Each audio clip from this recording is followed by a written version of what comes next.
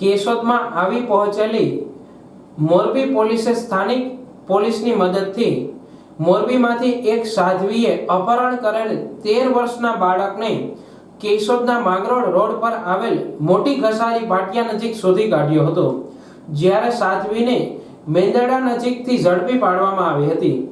મોરબી પોલીસે બંનેનો કબજો મેળવી મોરબી લઈ ગઈ હતી, જ્યાં બાળકને તેના પરિવારને સોંપી દેવામાં આવ્યો હતો, જ્યારે સાધ્વી વિરુદ્ધ ધોરણસર કાર્યવાહી હાથ ધરી હતી।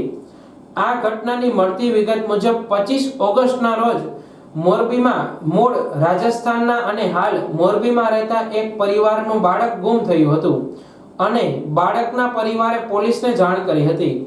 આથી સ્થાનિક પોલીસે સીસીટીવી ફૂટેજ તપાસતા ગુમ થયેલ બાળક અને સાધ્વી જેવા વેશમાં એક મહિલા સાથે જોવા મળ્યો હતો। આમ પોલીસે સીસીટીવી ફૂટેજના આધારે છેક કેશોદ જૂનાગઢના કેશોદ સુધી પહોંચી હતી। સાધ્વી અને બાળક સુધી પહોંચવા સ્થાનિક પોલીસની મદદ લીધી હતી।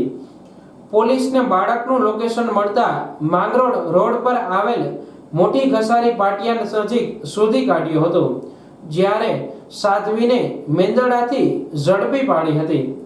તે દરમિયાન જાણ થતાં બાળકનો પરિવાર પણ કેશોદ પહોંચી ગયો હતો।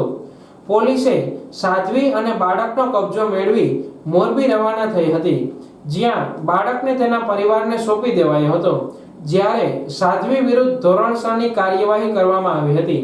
આ સમગ્ર ઘટના મોરબી પોલીસ એ ડિવિઝનના ASI Rajdeepsinh Rana, head constable Ramdevsinh Jadeja, constable Siddhrajsinh Jadeja અને સ્ટાફે 96 કલાક દિવસ રાત મહેનત કરી રસ્તામાં આવતા અસંખ્ય સીસીટીવી ફૂટેજ તપાસ્યા બાદ 200 કિલોમીટર દૂર બાળકને શોધી કાઢી સાધ્વી વિરુદ્ધ કાર્યવાહી હાથ ધરી હતી।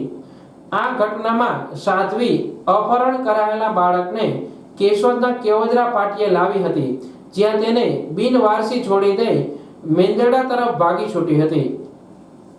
જોકે કેશોદમાં મોટી ઘસારી રસ્તે બળદ સાચવવા ગૌશાળા ચલાવતા જયદીપસિંહ જાડેજા અને રાકેશભાઈ ગરેજાએ રોડ પર આંટા ફેરા કરતા બિનવારસી બાળકને કેવદરા પાટીએથી રિક્ષામાં લાવી ગૌશાળાએ જમાડી નવા કપડાં લઈ દઈ સાચવવા મદદ કરી હતી અને પોલીસને જાણ કરી દઈ પોલીસને સોંપી દીધો હતો।